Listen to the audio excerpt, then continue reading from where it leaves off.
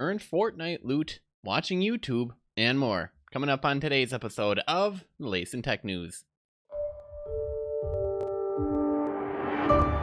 Hey Gadget here, you're just in time for the latest episode of the world's only 3-in-1 show on tech, gadgets, and gaming news. That's right, this is the latest in tech news. My name is Taylor Merrick, and if you're new here, hit that subscribe button right now so that you don't miss out on the latest news. And, well, if you're around for any length of time, you know the drill. If you like a part of the show, be sure to hit that like button if you're watching on YouTube. Also, we're getting the community forums going once again, so head on over to forum.technewsgadget for all of that. And also, this show has been nominated for an award on the Podcast Awards, so simply head on over to podcastawards.com.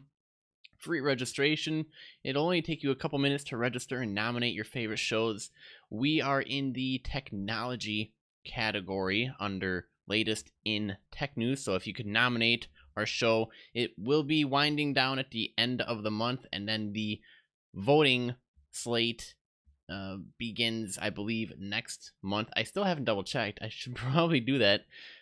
Just numerous things going on, and I'm like, bruh, 10 million different things. What do I do? Oh, I did one thing today. Yay, I tied my shoes. So I'm productive. Okay, so, well, with that out of the way, the lineup we have for you guys today is, well, yep, our feature story. We'll be taking a look at Fortnite players can now earn loot from watching YouTube videos. We'll also be taking a look at, well, how to stop those annoying website notification prompts. Also, we'll be looking at some new leaks related to the Pixel 4 and Pixel 4 XL and some specs to follow. And finally, we'll be taking a look at a new feature being introduced to Overwatch. And I know it's been a little bit since I've announced some Overwatch news, but this one is definitely worth noting. This feature now lets you pick and queue for a specific hero class instead of arguing over the champion you wanted to play, or at least the role that you wanted to play. Something that's been in League of Legends for like eons by now at this point. Prior to that, it was mainly good luck. Hopefully you get the pick and the role that you wanted. So yeah, it seems every company has their own way of slowly adopting features that players clamor for years and years, untold years, and then they finally get it, and then it's like, woohoo, we can finally play the game that we wanted. So yeah, and you'll notice it's a little bit shorter lineup. Also, we won't have a Did You Know segment, but we will have This Day in Tech News. Speaking of which,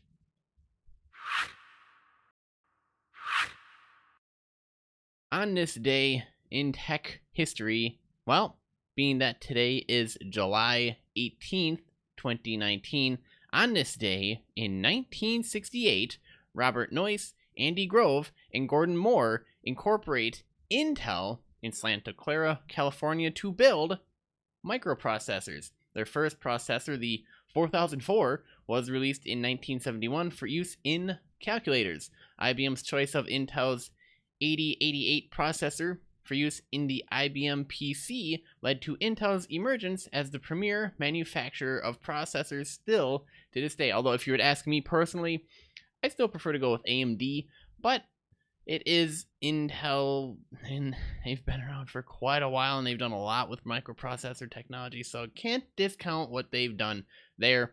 For those of you wondering, the microprocessor has allowed computers to increase in speed and decrease in size, and the microprocessor is also ironically what built Intel, whose Pentium processors now power most IBM-compatible personal computers. And in case you didn't know, Gordon Moore is famous for Moore's Law, which dictates that every 18 months, microprocessors double in speed and decrease in size by half. So a couple interesting facts there for you guys in case you didn't know. Now that we have that out of the way, let's head on over to today's feature story. Oh man, I got a new layout. It's just slightly new. You won't even know the difference. By the way, if you're wondering, hey Taylor, how do I get access to all the articles that you mentioned on today's show? Well, head on over to TechNewsGadget.net, and there you can find the show notes for today's episode or any other episode. And there you'll have your article links at the ready. Click away, look at the pictures, watch the videos that are linked therewith, and enjoy.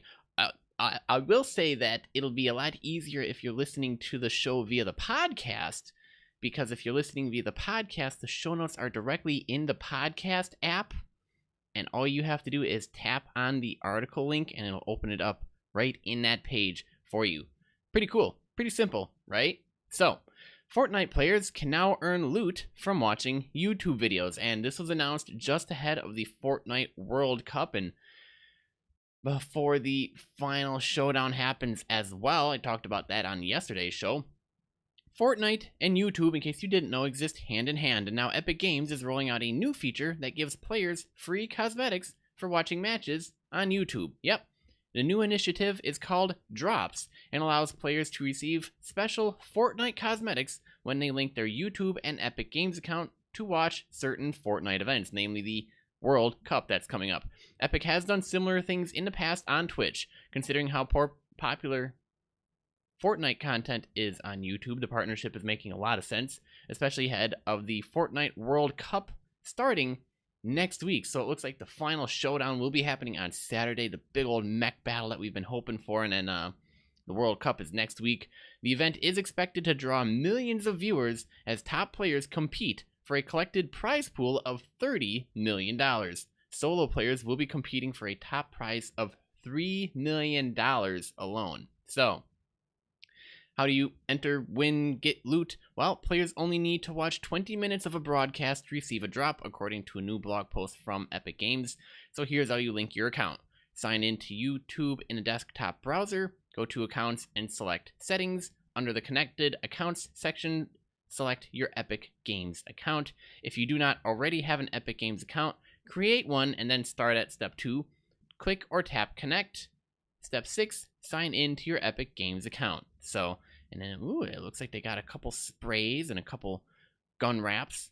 The first event that will introduce drops is Game Jam Hollywood. The event brings together 16 different Fortnite creative community builders to design creative new levels for the World Cup Finals. People who want to collect some Fortnite drops can tune in on July 25th at 12:30 p.m. Eastern. From there, the next events will be during the World Cup at the end of the month. So it looks like how Game Jam Hollywood premiere is on the 25th. Fortnite World Cup Finals Day 1 is on the 26th. Day 2 is on the 27th. And Day 3 is on July 28th. So Epic Games and YouTube are planning to use drops in future events too, which will be announced after the World Cup. So keep all of that in mind. This is just what's been teased so far. I guarantee you more is coming down the road, so stay tuned for that. Are you guys excited? Fortnite World Cup Championships next week. Who are you rooting for? Let me know down in the comment section if you're going to be watching and who you're going to be watching. Me, the Fortnite World Cups don't have as much of a pull as the League of Legends World Championship does. I'm sorry. It just, I know a lot of people like Fortnite. I'm still very much a hardcore League of Legends fan, even though I rarely play it, and I actually play Fortnite more often than not. It's just, I don't know. League of Legends is my initial fave. It's usually one of my featured faves, and it's usually the game of choice if I'm going to be talking about stuff. For me, it's simple. It's understandable. I know exactly what to do. And if I'm gone for like months or a year at a time, and I hop back in, I literally jump back in without skipping a beat. Minus probably rune changes and character champ changes, but it's not really that big a deal. I can still jump into a game. I understand the entire lineup of the teams. I know exactly who's usually competing from where. I'm usually all up to date on that for the most part, and I'm usually interested in seeing the new teams that do show up and where they come from and what teams might have shuffled around members between themselves. So yeah, for me, it's the League of Legends World Championship. And I'm going to probably say that because I said it last year. But yeah, for the rest of you, enjoy the Fortnite World Cup. This is an exciting event, definitely. I have a feeling it's going to be a lot better this year compared to last year, because last year they had the bugs that they worked through and figured out this is what we can and can't do, and this is what we could improve on. So I'm hoping, fingers crossed, that this year is going to be better than last year. We'll have a lot more fun stuff going on. It'll be a lot more fun to watch. It'll be interesting to see who's participating and how they're participating. If we get any bugs that happen in game, like what happened last year. You remember that? You don't? Well, tune in to last year's show. A lot of fun surrounding that. I've been doing this show for a while, in case you didn't know. So yeah, definitely exciting. Who knew? And if you're a solo player, heck, how does that $3 million prize sound? If you are the solo player and you win the World Cup, $3 million cha-ching in your bank account. So let me know down in the comment section. With that out of the way, let's head on over to the next story we got lined up for you. All right, so if you are like me and you happen to have a desktop computer or laptop computer and you browse around a variety of websites on a daily basis, you usually get a lot of those website notification prompts like, do you want to allow this site to show pop-ups or notifications in your browser? To which I say to like every single one of them, no. And I tried on my site as well. Hopefully I removed that option. I know it was annoying.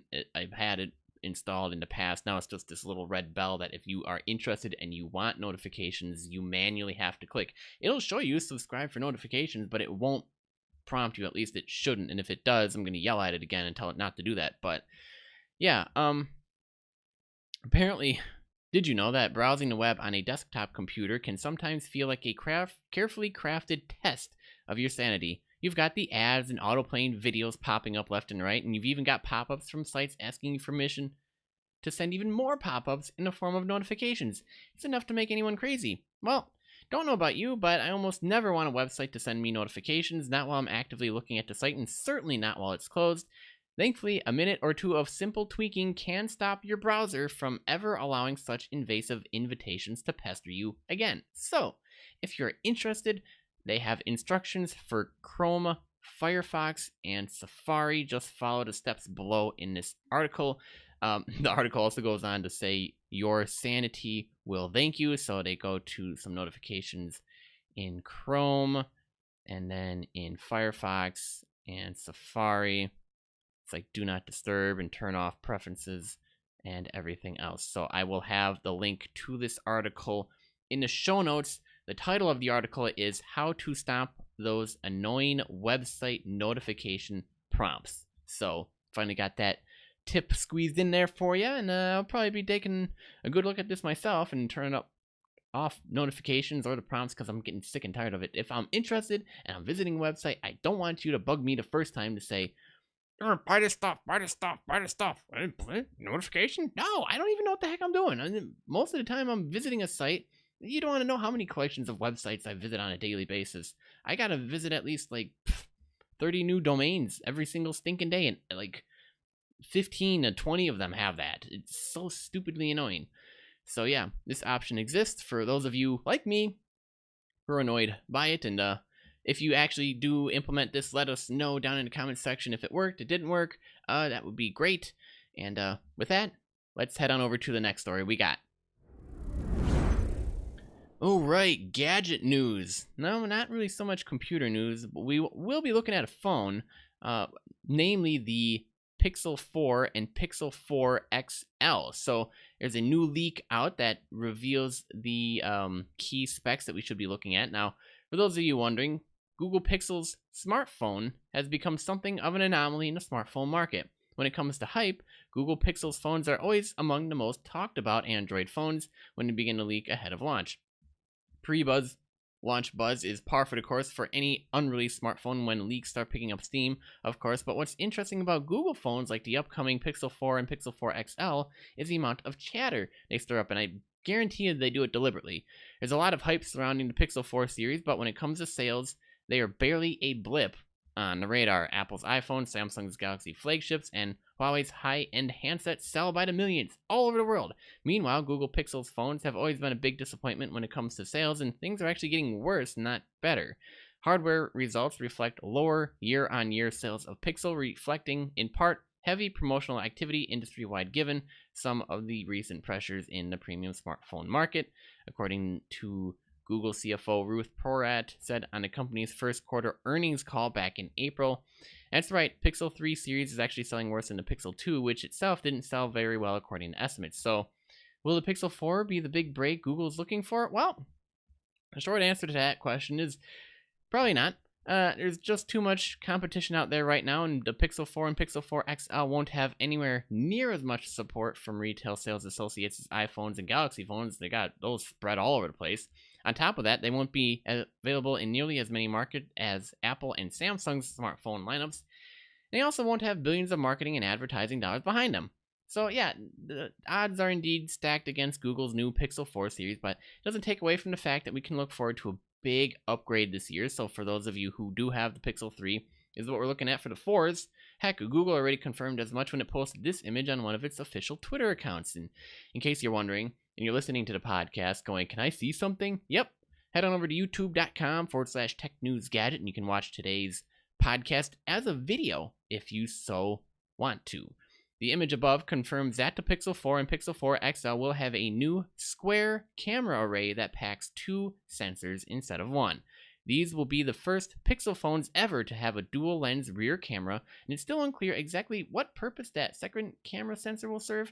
Also unclear, at least based on the official teaser image, is pretty much everything else there is to know about the phone.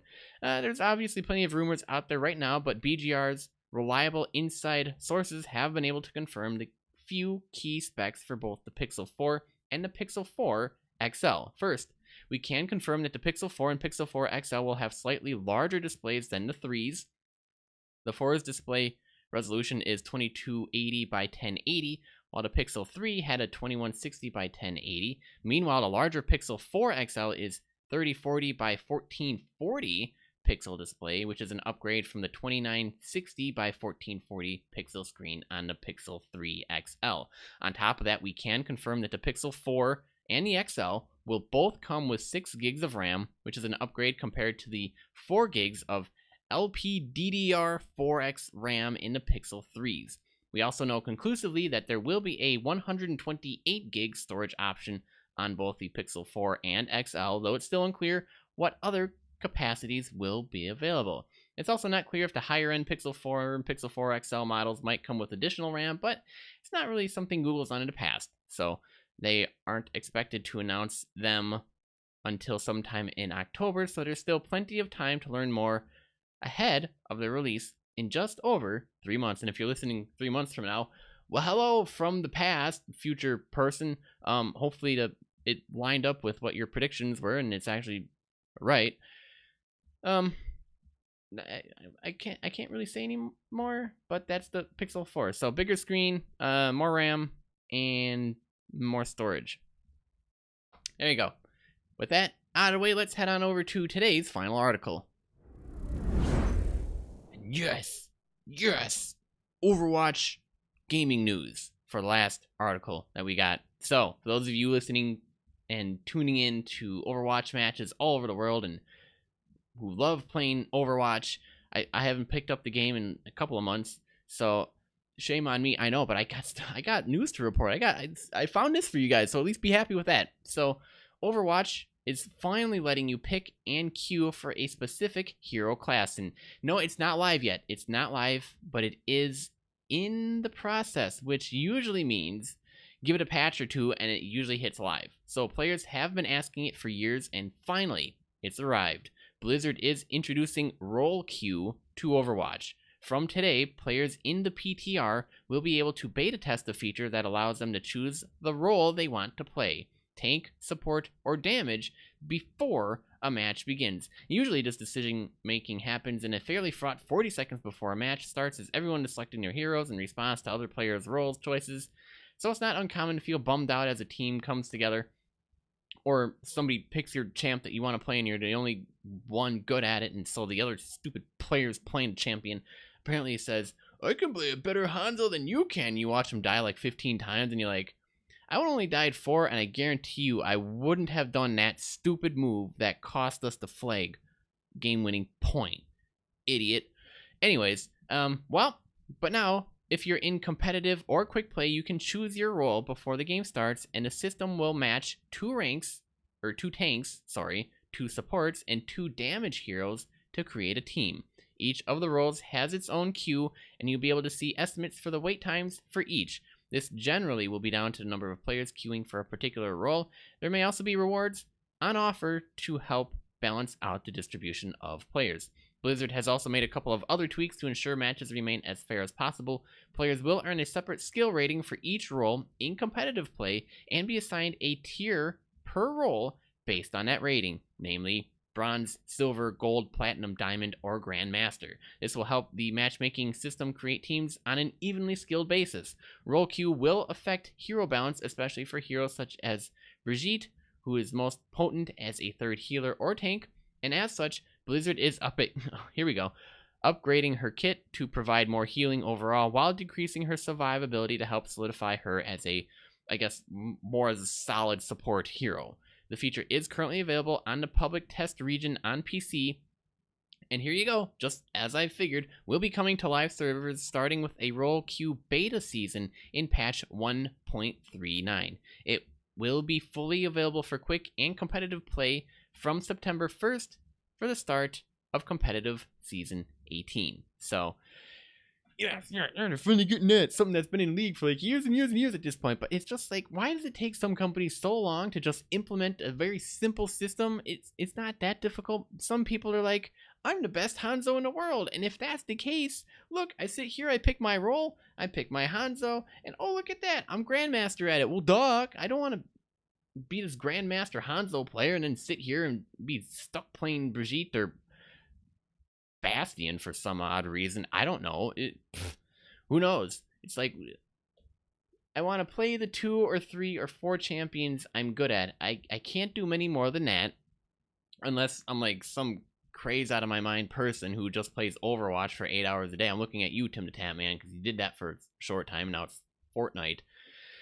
But yeah, then you probably get pretty good at virtually all of them, but why be a jack of all trades, master of none, when you can just play several champions really, really well, and then say, I guess I'll play other champions if I need to, but these are my most comfortable picks. Like, I have a main tank player that I like to play, and then I have an off-tank support or my secondary tank pick if I need to, rather, and then I have my main damage pick that I like to pick, and my backup damage that I like to pick, my healing main that I like to pick, and my backup healing main, and it's usually about as far as I go, because I don't want to really vary it up too much, because usually the champions that I play, I know exactly what the opposite matchup will be, what I'm facing, as well as how I can best complement my team comp as well. All that thought factoring that goes into those frantic 40 seconds when you're like, well, what the heck do you guys playing? What's the other team going to be playing? We should probably queue for that, just in case, or if we need to swap between them. But I can play this one and shift into that role if I need to, and if this wasn't working out halfway into the match, I can swap out and pick another one. You know the role.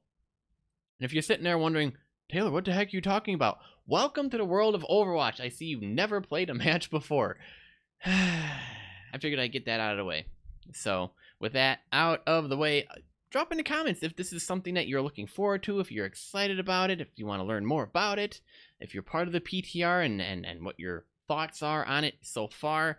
This might actually get me back into playing Overwatch just to test it out, make sure that it's, I like the queue system and how it's working. Otherwise, I'll just jump in quick play or most likely Rumble. So, with that out of the way, that wraps up today's final story. And with that, thanks for tuning in to today's episode of the Latest in Tech News. New episodes every weekday. The Latest in Tech News can be found on every major platform, including Apple, Spotify, Google, YouTube, Stitcher, Overcast, and more. Now, if you enjoyed this episode, let us know by clicking that like button and by leaving a comment. And if you're listening to the podcast, welcome. Make sure you're subscribed, and also be sure to leave us a review out on Apple Podcasts or Google or however else you are listening. It really, really helps. I'm your host, Taylor Merrick, and remember, for the latest in tech, gadget, and gaming news, visit TechNewsGadget.net. Pretty much keep being awesome, guys, and I'll see you on the flip side.